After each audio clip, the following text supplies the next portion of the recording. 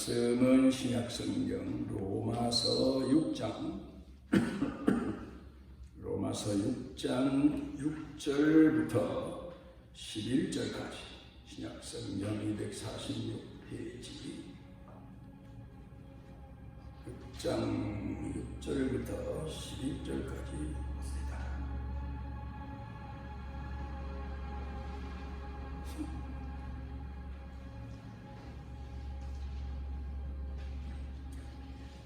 우리가 알거니와 우리의 옛사람이 예수와 함께 십자가에 못 박힌 것은 죄의 몸이 죽어 다시는 우리가 죄에게 종노릇 하지 아니하려 함이니 이는 죽은 자가 죄에서 벗어나 의롭다 하심을 얻었습니다.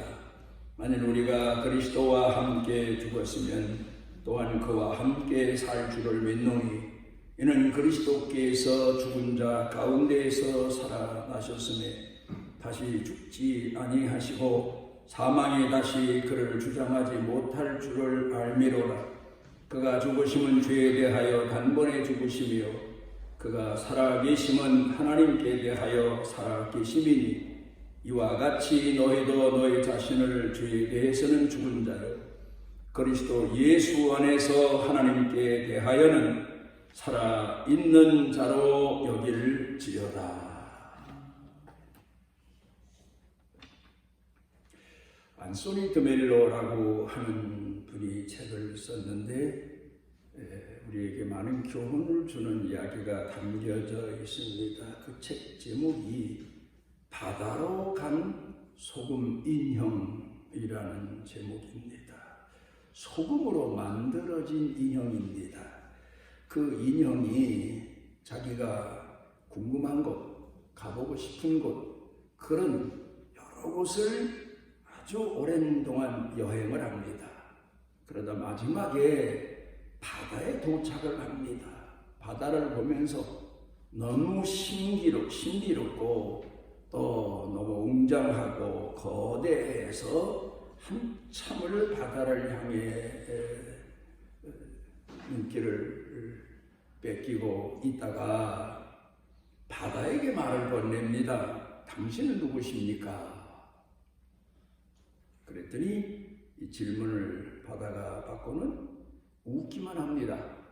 그러다가 대답을 합니다. 내가 누구인지 확인해 보고 싶으면 내 속으로 들어와서 내가 누구인지 확인해 보거라. 그래서 소금 인형이 바닷속으로 풍덩 빠져듭니다.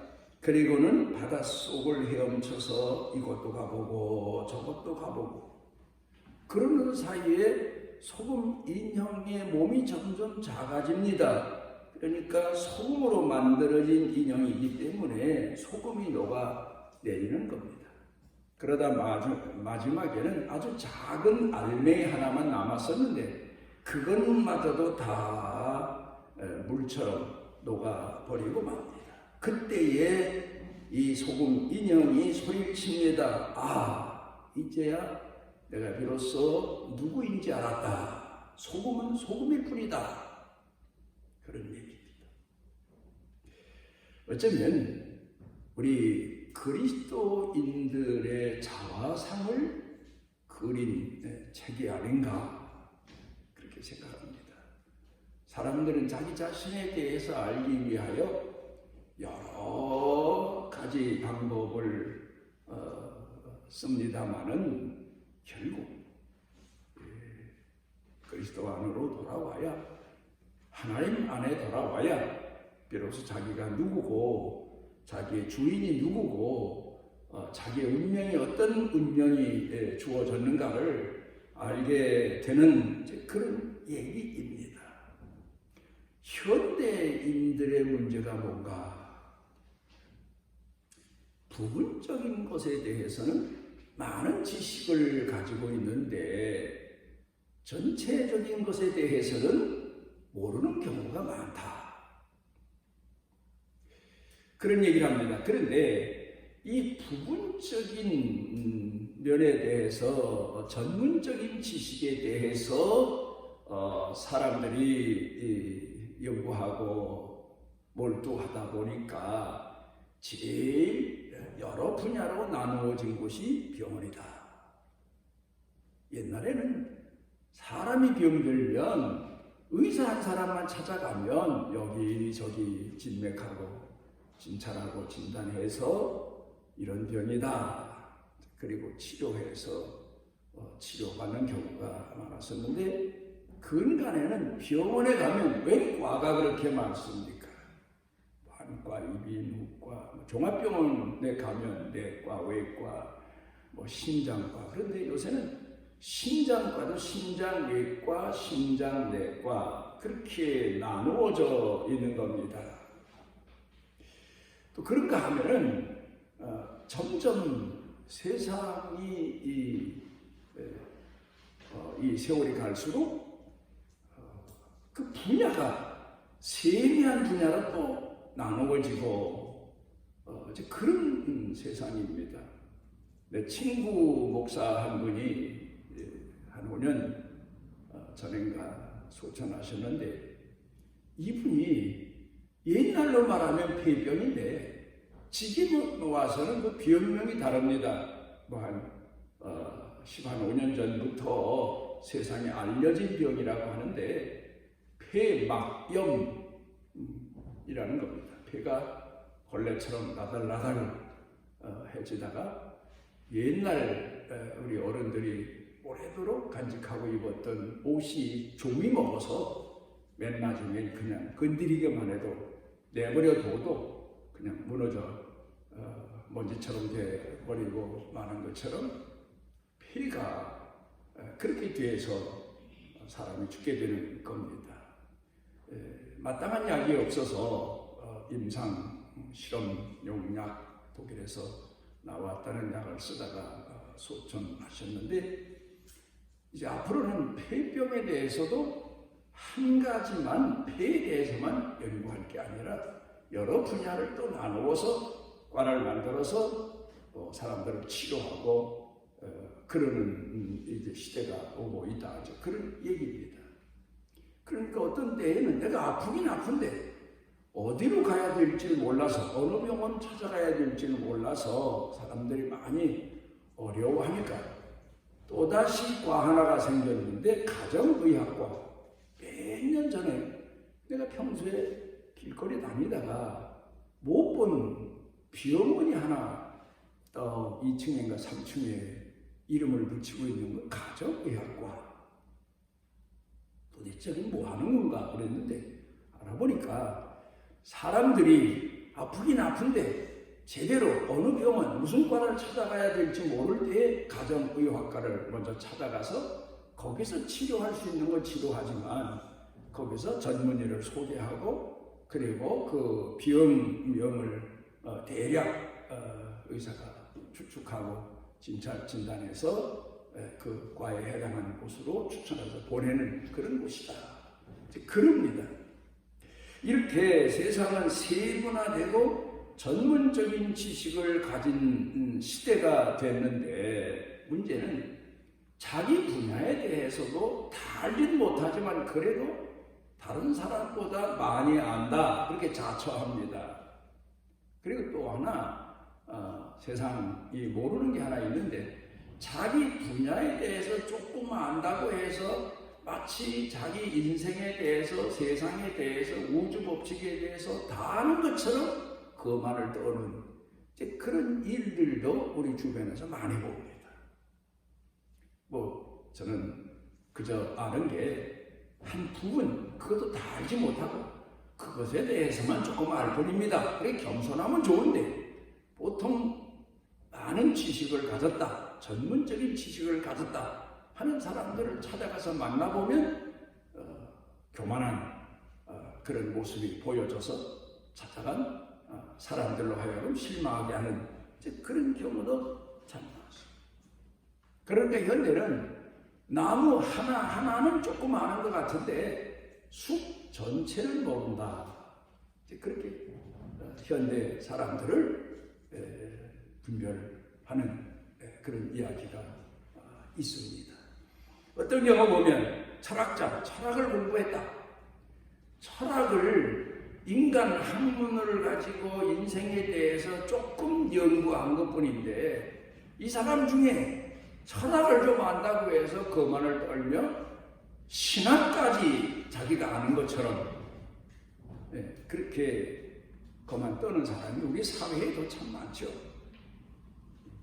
한 부분에 대해서 그것도 다 알지 못하면서 다른 것에 대해서 다 통달한 것처럼 그렇게 생각하고 사는 사람들 많습니다. 또 그런가 하면 이제 미래학이라고 하는 학문이 나왔는데 그것도 가끔 보면 그래요. 전문가라는 사람들이 운동 경기 전에 어떤 팀이 이길 거다 했는데 왜요? 그게 안 맞는 경우가 참 많아요. 또 미래학을 연구한 사람들이 앞으로 세상은 이렇게 될 거다 하는데 하나도 안 맞는 경우가 참 많아요. 물론 사람들이 미래에 대한 궁금증을 가지고 살고 있는 건 사실이지만 바로 그 해답을 찾아내지 못하는 게 미래학이에요. 그러니까 이런 시대에 사기꾼이 나타나고 사이비 종교가 나타나서 사람들이 미래에 대해서 종말에 대해서 궁금해하니까 그 궁금하다는 것을 이용해서 사람들을 미혹하는 겁니다. 오늘 우리 사회에 엄청난 사람들이 사이비 종교에 미혹되고 또 사이비 지식의 매력을 느꼈다 해서 잘못된 지식을 가지고 자기 인생의 손해를 보는 그런 경우가 참 많습니다. 미래에 대해서, 종말에 대해서. 어떤 사람이 옛날에 나한테 종말론에 대해서 물어봤습니다. 세상 끝은 어떻게 될까요? 그래서 이런 대답을 했습니다. 대복음 24장 26절에 보면 예수님이 종말에 대해서 말씀을 하시니까 제자들이 언제 그런 환난의 때가 옵니까? 그렇게 여쭤보고 궁금해하니까 예수님께서 아예 단언해서 말씀하시기를 종말에 대해서는 아무도 모른다. 아들도 모르고 천사도 모른다. 오직 아버지께서만 아신다.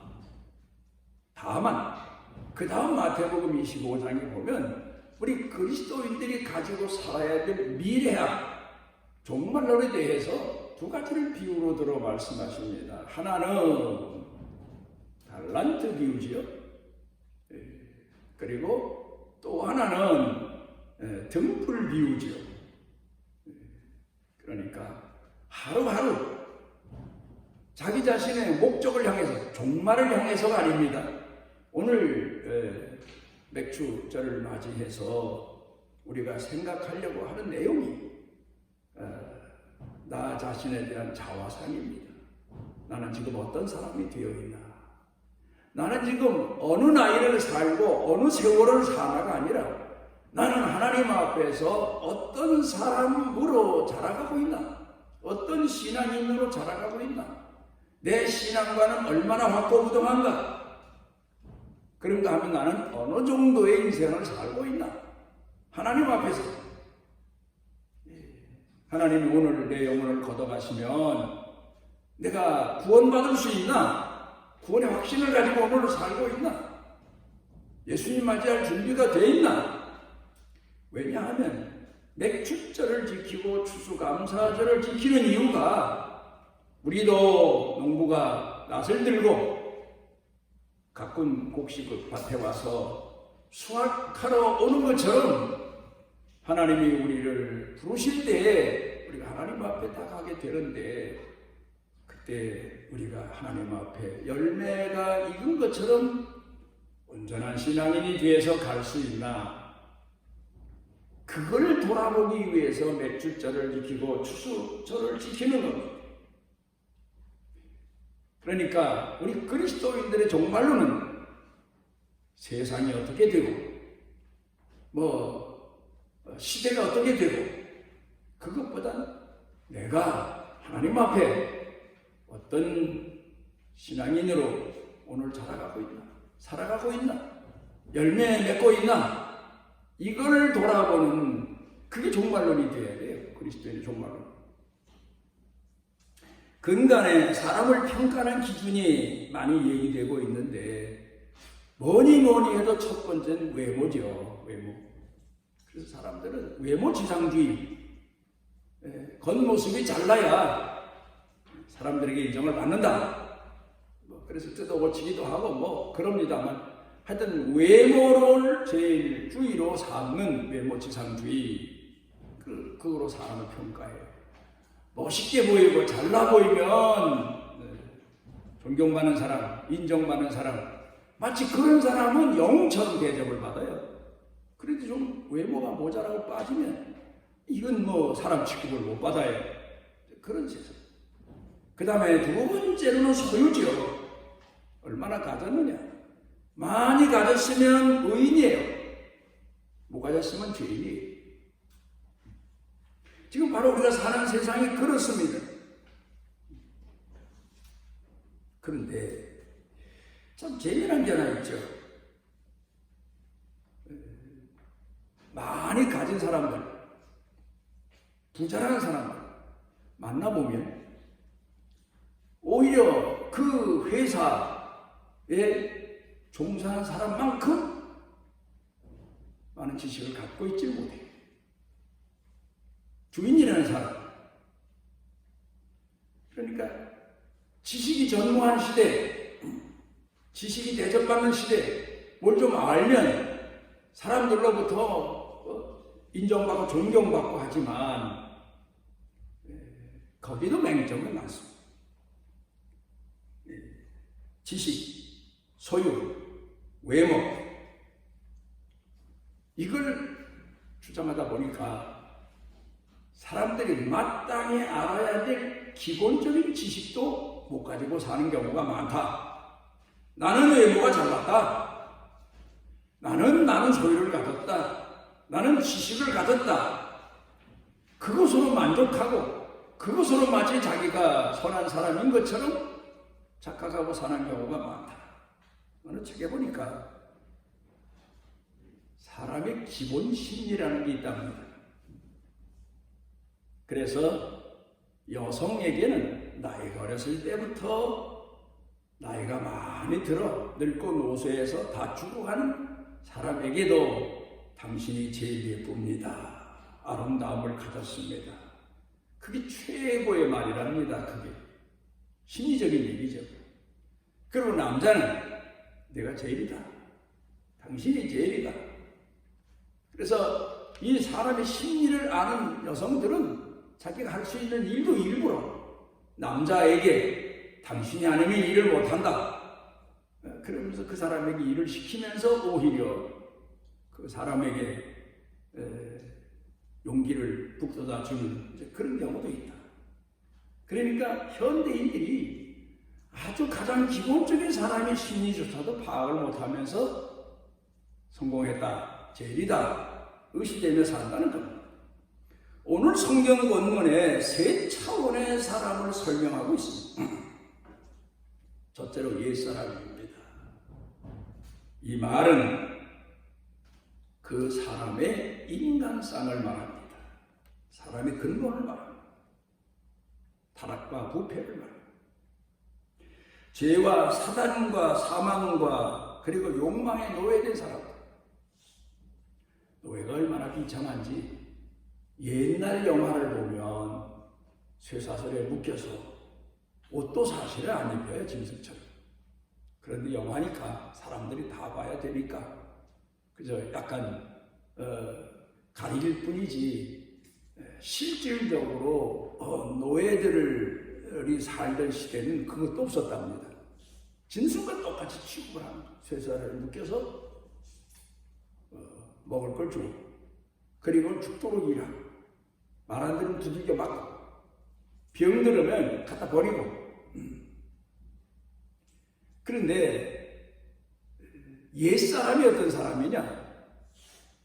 자기 자신의 습성에 노예된 사람, 욕망에 노예된 사람, 또 그리고 자기 사고방식에 노예된 사람, 자기 교만에 노예된 사람, 이런 사람으로 살지 말아라. 그건 예수 믿기 전에, 예수님을 알기 전에 내가 살던 모습이다. 이제 예수님을 알고부터는 그래서는 안 된다. 이제 그 얘기지. 그 다음에 두 번째로는 옛사람은 죽었어요. 그런데 문제는 죽은 상태로 사는 거예요.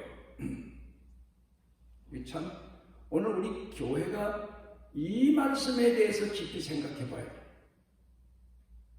마태복음 25장에 예수님께서 비유를 들어 말씀하신 열천의 비유를 보면은 신랑이 오는 거 알았어요. 자기가 등 가지고 있는 거 알았어요. 기름을 준비해야 된다는 것도 알았어요.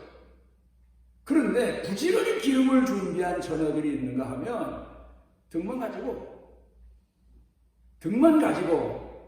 이름만 가지고 예수 믿는다는 이름만 명분만 가지고 오늘을 살아가는 사람들 많습니다. 옛사람은 죽었어. 죄도 안 져. 술도 안 마셔. 세상과의 관계도 끊었어. 그리고는 문제는 그겁니다. 믿는다는 이름은 있어. 교회 직분도 있어. 아무것도 안 해. 준비하는 게 없어. 이런 사람으로 살지 말아라. 사도 바울이 그렇게 말하고 있어. 그 다음에 세 번째, 그리스도 안에서 옛사람은 벌써 죽었다. 근데 중요한 것은 새 사람으로 사는 겁니다. 옛사람이 죽었으면 새 그리스도의 말씀과 성령으로 거듭난 사람이 살아서 역사하는, 움직이는 그런 신앙인으로 살아야 된다.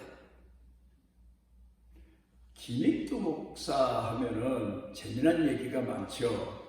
옛날에 신천 장터에서 깡패 중에 깡패였던 분입니다. 그래서 신천 장날이 되면 사람들이 장에 가면서 성황당을 지나가요. 옛날엔 동네 저 끝이나 또 아니면 산 꼭대기에 성황당이 있어요. 그럼 거기 가다가 돌 던지고 빈대요. 오늘 신천장에 가서 김익두 만나지 않고 오게 해주세요. 그리고 빌고 갔답니다. 그 정도로 망나니로 살던 사람이 선교사로부터 복음을 전해받고는 예수를 믿고 새 사람이 됐어요. 그리고 다니면서 부흥회를 해요. 부흥 강사가 됐어요. 근데 옛날에는 부흥회를 다니면 옛날에는 아주 배고픈 시절, 못 살던 시절이니까 가서 일주일 먹을 양식도 자기가 걸머지고, 그 교회가 옛날에 가난하거든요. 교회 옛날에 가난한 사람들이 모이는 곳이고 농촌들이 다 그랬어요. 내가 시골에서 자라고 교회 다닐 때만 해도 참 가난했거든요. 그러니까 얼마나 더 가난했으면 교회 목사님 내려, 전도사님 내려 돈 끌어오고 뭐 쌀 끌어오고 뭐 이런 정도로 가난했어요. 그러니까 김익두 목사님이 부흥회를 이제 약속받고 가는데 쌀도 걸머지고 가고 뭐 가서 또 먹을 반찬도 뭐 마른 반찬이겠지만 해서 잔뜩 걸머지고 성경 뭐 들고, 그리고는 이제 고개를 넘어갑니다. 그리고 고개 위에 올라가서 앉아서 쉬는데 조금 있다가 술 취한 힘이 비틀대면서 그 고개를 올라와요. 올라오더니 다짜고짜로 김익두 목사님 따구를 때리면서, 야 이놈아, 내가 먼저 올라와야지 네 놈이 왜 여기 먼저 올라와 쉬고 있느냐고 시비를 걸고 때리는 거예요. 아무 쓰리 못하고 맞았어요. 한참을 맞으니까 이 사람이 얼마나 열심히 때렸는지 지가 제 힘에 때리다가 주저앉고 말았어요. 그러니까 그때서야 김익두 목사님이 그 청년의 손을 꽉 쥐면서 다 때렸어. 그러니까 이 사람이 자기 손목을 딱 쥐는 힘을 느껴보니까 이게 무섭거든요. 그러니까 뭔가 느낌이 오거든요. 누구시죠? 나 김익두요. 그러니까 이 사람이 그냥 그 자리에 엎드려서 손바닥이 발바닥 대도록 빌면서 살려달라. 살려주긴 뭘 살려줘. 나 따라와. 어디 가십니까? 부흥회 가니까 따라와. 그래서 따라가서 그날부터 그 사람이 청년이 예수 믿고 김익두 목사님 교회 장로가 됐다. 뭐 그런 얘기가 있어요. 김익두 목사님 얘기가 재미난 얘기가 많은데 그 청년도 하는 얘기가 매를 실컷 맞고, 그 다음에 그 청년도고 하는 얘기가 예수는 내가 믿고 복은 내가 받았다 그랬대. 그렇죠. 예수 안 믿었으면 있을 법한 일입니까? 김익도 목사님이 예수 믿는 바람에 그 청년이 실컷 때리고도 보복을 안 당했다. 내가 예수 믿는 바람에 내 놈이 지금 건장한 거다. 그렇게 얘기를 했다는 겁니다. 우리가 예수를 믿으면 각자 내가 맡은 사명이 있습니다. 옛사람은 죽었어요. 그렇지만 새사람, 사명의 사람으로 충성하며 살아가야 됩니다.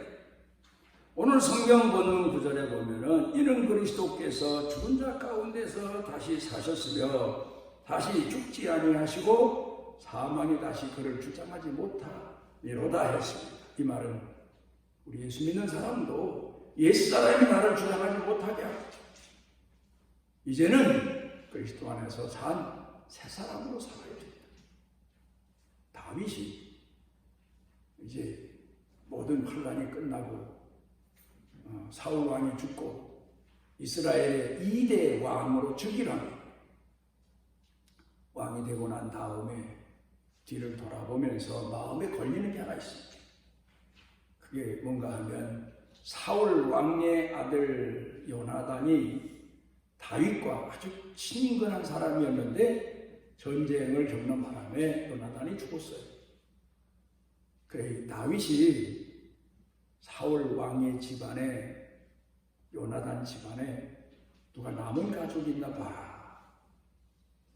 걷어주고 싶어서 수소문에 찾아보니까 무비보셋이라고 하는 요나단의 아들 쩔뚝발이 하나가 살아있다. 데려와서는 너는 오늘부터 왕자들과 함께 이 왕궁에서 대우받으며 살아라. 그렇게 그 요나단의 아들 불구자의 무비보셋을 선대했다. 그러니까 그 무비보셋이 왕 앞에 고백하기를 죽은 개와 만도 못한 이런 나를 왜 이렇게 선대하십니까? 고백한 내용의 성경에 나옵니다. 우리 그리스도인은 이제 과거는 다 지나간 것은 어떻게 살았든 다 잊어버리고 다 용서하고 포용하고 이해하고 그리고 이제부터 하나님 마음을 닮아서 하나님의 자녀로 하나님의 일꾼으로 살아가야 됩니다. 오늘 성경 본문에서 우리에게 가르쳐주는 중요한 자화상이 뭡니까? 신분상으로는 하나님의 자녀예요. 사명에 있어서는 하나님의 종으로 살아야 된다. 충성된 종으로 살아야 된다. 의의 종, 선한 종으로 살아야 된다. 욕망에 사로잡힌 노예 같은 종이 아니고 용사와 같은 의의 종으로 살아야 된다. 이게 바로 몇 줄전에 우리에게 주시는 말씀입니다. 기도하시고 오늘 우리를 주의 전에 모아주시고 하나님의 자녀됨을 다시 돌아볼 수 있도록 은혜 주셨고 내가 지금 하나님 앞에서 어떤 신앙인으로 살고 있나를 돌아볼 수 있도록 은혜 주신 여호와께 감사와 찬양과 영광을 돌립니다. 주님 기도하옵는 것은 세상은 미래에 대해서 종말에 대해서 의아심을 가지고 궁금해하고 그러다 미혹되고 하지만 오늘 우리 그리스도인들은 하나님 앞에서 내 모습을 돌아보므로 진정한 종말론적 신앙을 가지고 오늘을 사는 축복의 은혜를 더하시옵소서. 예수님 이름으로 기도드리옵나이다.